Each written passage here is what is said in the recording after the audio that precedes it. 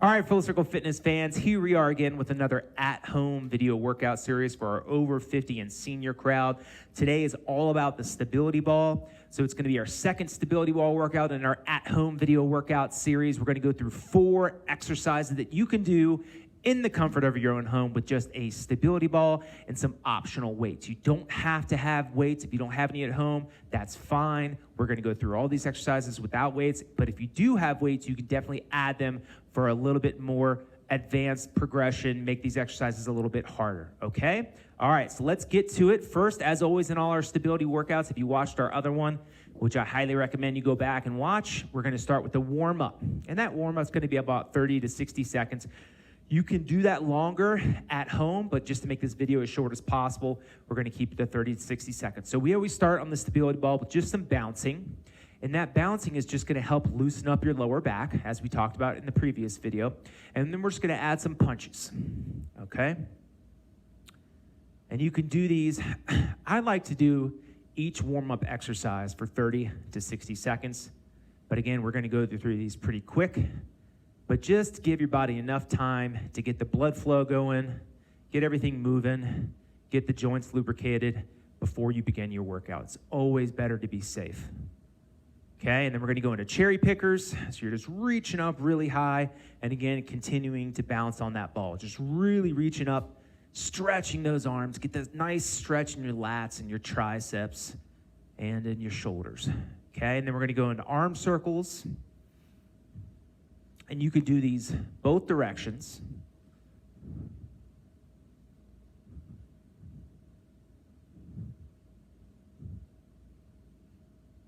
Okay, reach overs.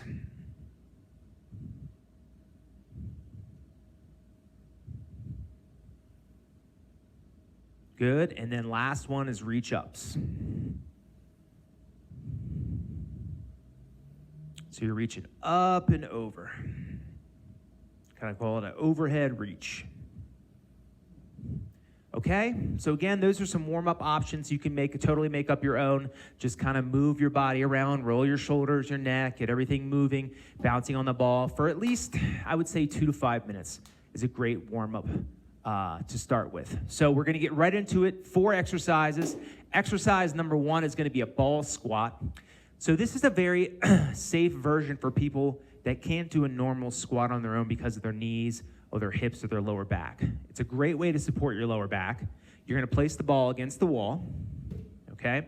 And what you're gonna do is make sure that ball starts in the middle back and definitely supports your lower back as well. As you squat down, the ball is gonna go up, and you don't want it to end up on your neck, okay? So your toes are straight, all right? Always make sure your toes are straight, and your feet are shoulder width apart. Now you can place your hands on your hips, or if you're holding weights, you can hold them down by your sides. I'll show you both versions. So you're squatting down. It's very important when you're squatting to be the judge of how far you can go down. I have a lot of clients that can go down maybe right about here without pain. That's fine. You stop there, you come back up. Keeping the core tight, shoulders back. Don't worry about how far you come down. You will get stronger as you do more of these. So you're coming down maybe right about here before the pain, then you come up. Make sure when you're coming down that you're keeping the pressure of this. The beauty of this ball exercise is the pressure is back on this ball. My weight is on the ball. It's taking off my knees. So I'm really sitting back against this ball as I come down and then come back up. So again, I'll show you a couple reps. You're gonna do this for 30 to 60 seconds. All right, so down, get a nice pause and a squeeze, and then come back up, pushing through those heels, okay? Down, again, holding it, come back up. And again, if you can do this exercise without any pain, fantastic. If you're having a little bit of pain, then don't come down as far and come back up. And again, if you're still having pain doing that, go ahead and skip this exercise and go to the other 3 exercises that we're gonna do today, okay? And we'll come back to it after you get your legs a little bit stronger, all right? Now, like I said before, the ball wants to be between your back and your lower back. You wanna have them both supported, all right? If you wanna add weights, you simply add the weights.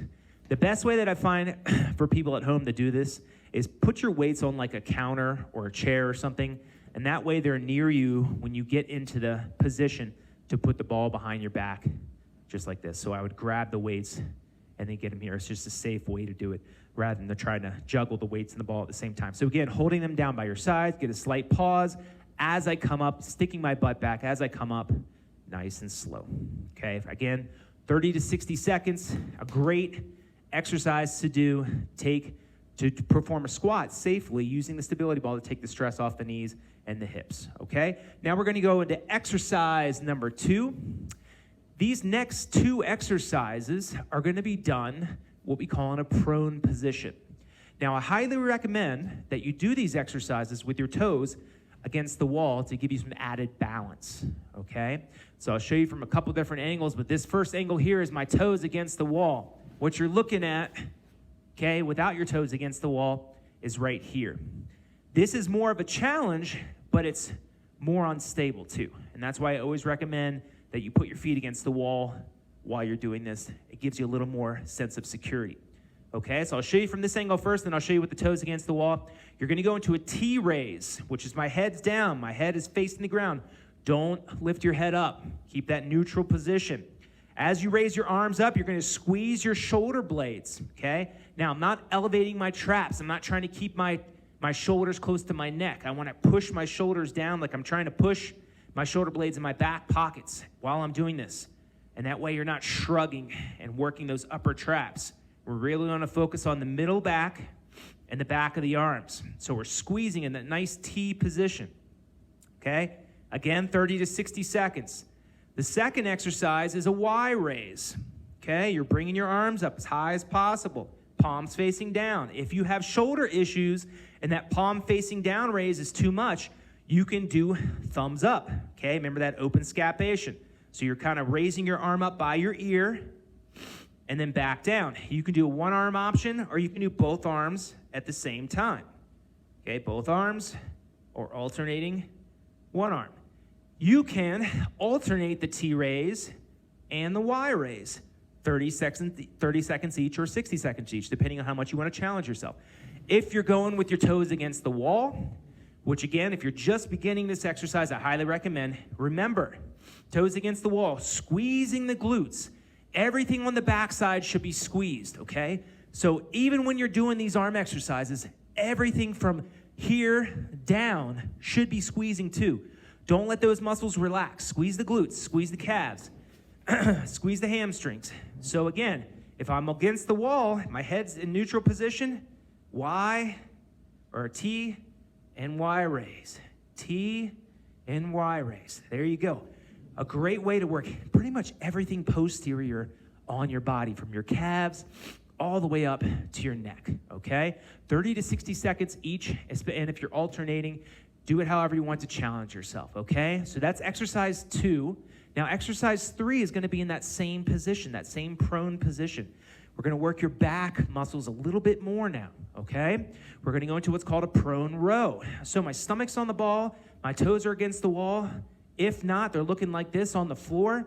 To challenge yourself a little bit more, and we're gonna go right into a row, okay? So if we're using weights, palms facing each other, and we're rowing. Now remember, we're not trying to elevate our traps. We're not trying to push our shoulders to our neck. We're trying to act like we're rowing at the same time, putting our shoulder blades in our back pockets. So we're really kind of rowing back, all right? And we're squeezing those glutes.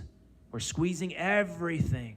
Now, if you're doing it against the wall, okay, it looks like this. Again, head in neutral position, squeezing a little bit hard, a little bit easier to balance. And again, you want to do this for 30 to 60 seconds. All right? You can always challenge yourself with heavier weights or increase your time. All right? Now, exercise number 4, our last exercise of the day, is going to be a ball crunch. I want to show you 2 different ways to do this, okay? Most people know what a ball crunch is, and most people feel comfortable getting on the ball and doing a crunch. I'll show you from this angle. It's a little bit better. What I've noticed with my older crowd is that sometimes they lose their balance on the ball doing this crunch, so I'll show you an option, or they don't feel comfortable getting on the floor. Now, if you do, I'm going to show you another option as well. So the ball crunch is a really good abdominal exercise. It's giving you in that unstable but safe environment to strengthen everything around that core, all right? Now, I walk forward. It's that simple walk forward right to here. I don't want to go all the way out. I want to be right in my lower back. So I'll show you again one more time. I'm going to walk out nice and slow. Make sure you're not on a slick surface like a hardwood floor like this, because if you're on a slick surface wearing socks, you're going to slip. So always wear shoes when you're doing this, number one. Number two, this is the position you want to be at when you walk out. Your lower back's supported, but not quite your shoulder blades are on the ball. Because when you crunch up, that's the position you want to end at, right here. Crunch. A crunch is kind of bringing your body in. You're not doing a straight like this, okay?